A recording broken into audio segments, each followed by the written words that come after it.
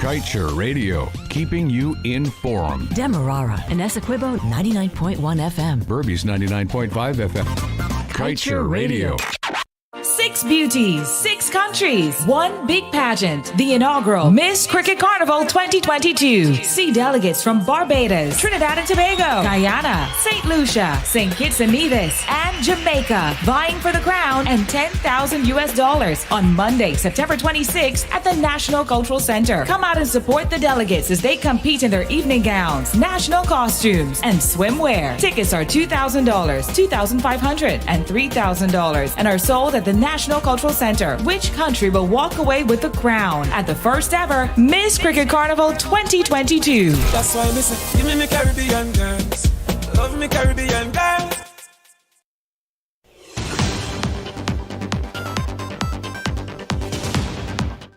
Good day, welcome to your news at noon on Kaieteur Radio. I'm Kevin Smith. The former APNU-AFC government had renegotiated and signed the Stabroek Block Production Sharing Agreement in 2016 with ExxonMobil's affiliate and partners. 2 years after doing so, it approached the Exxon consortium and successfully renegotiated a critical fiscal element. The contract addendum is a post-contract attachment that modifies, alters, or totally changes some of the terms of a previously established contract.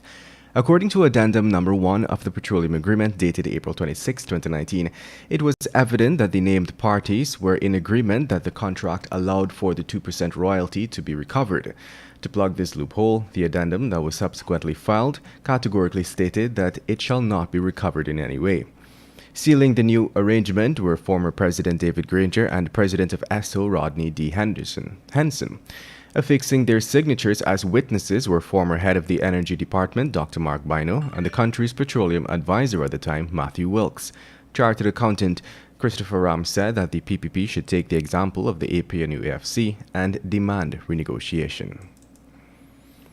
Meanwhile, Shadow Oil and Gas Minister David Patterson is adamant that the 2016 PSA can be renegotiated as changes to the contract were already made when the two parties, government and ExxonMobil, agreed to make it pellucid that royalty payments would not be recovered as an expense by the operator back in 2019.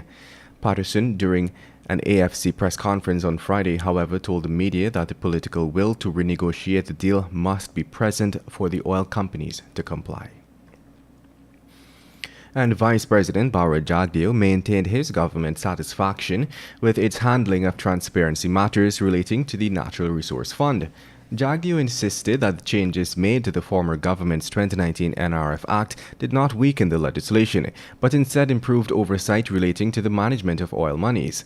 The Vice President said that while his government has not received adequate credit for strengthening the law, it was his administration that made it mandatory for all monies paid into the fund to be made public with the necessary receipts and a relevant jail time for failing to do this.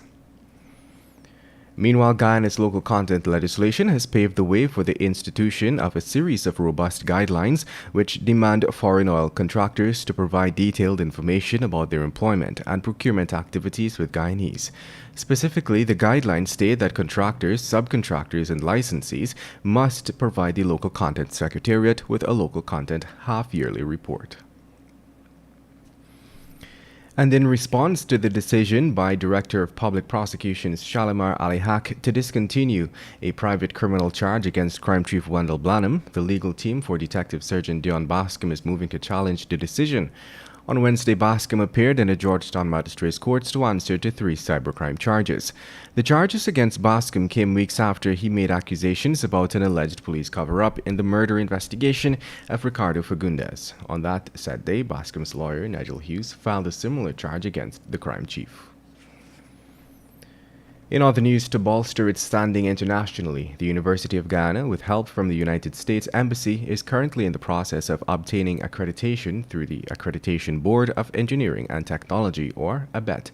ABET, headquartered in Maryland, U.S., is an internationally recognized accreditor of university programs in applied science, computing, engineering, and technology. According to a U.S. Embassy release, the university's ABET accreditation team has been working diligently on several significant accreditation steps, including curriculum data collection, facility evaluations, and laboratory upgrades. You're listening to Kaieteur Radio, 99.1 and 99.5 FM. We'll take a short break and return with your news.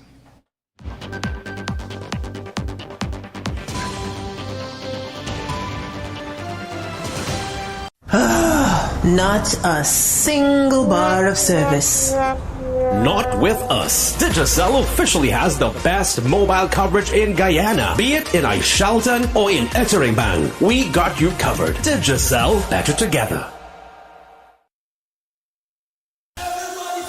The We Are One Guyana Festival brings to you the biggest Guyanese performers on stage for one night only. Tamika Marshall, Samuel Medas, Vanilla, Alabama, Tony Cuts, Vicari Singh, Nikita, Vanita Willie, Bunty Singh, Saiku Andrews, Carvin Burnett, Natural Black, Terry Gadraj, Brandon Harding, and many more live at the Guyana National Stadium on Saturday, September 17th, starting with a children's fun day and show from 12 noon into the big concert from 7 p.m. It's the We Are One Guyana Festival, the biggest night of Guyanese entertainment. Admission $1,000. Brought to you by the Cricket Carnival Committee.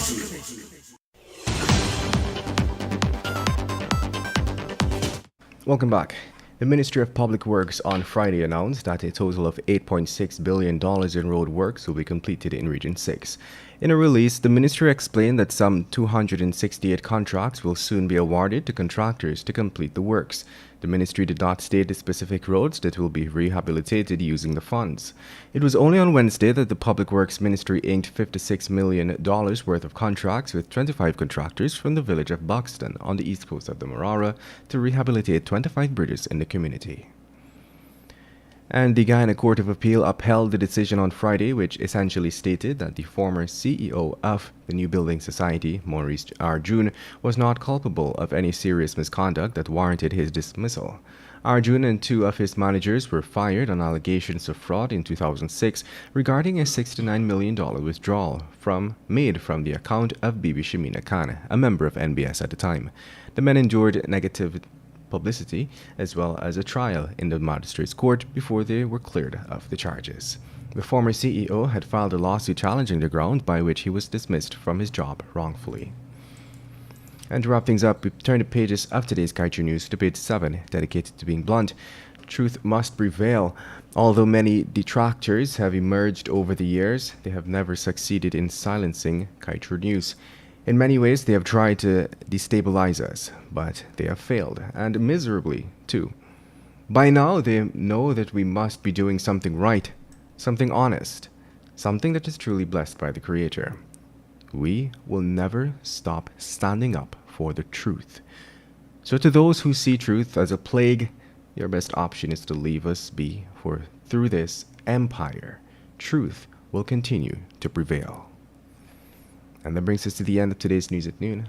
I'm Kevin Smith. Thank you for listening.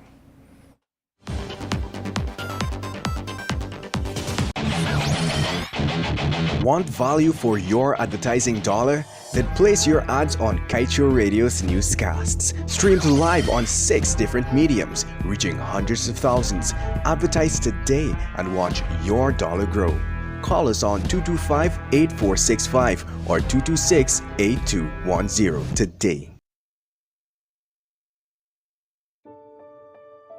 Fellow Guyanese.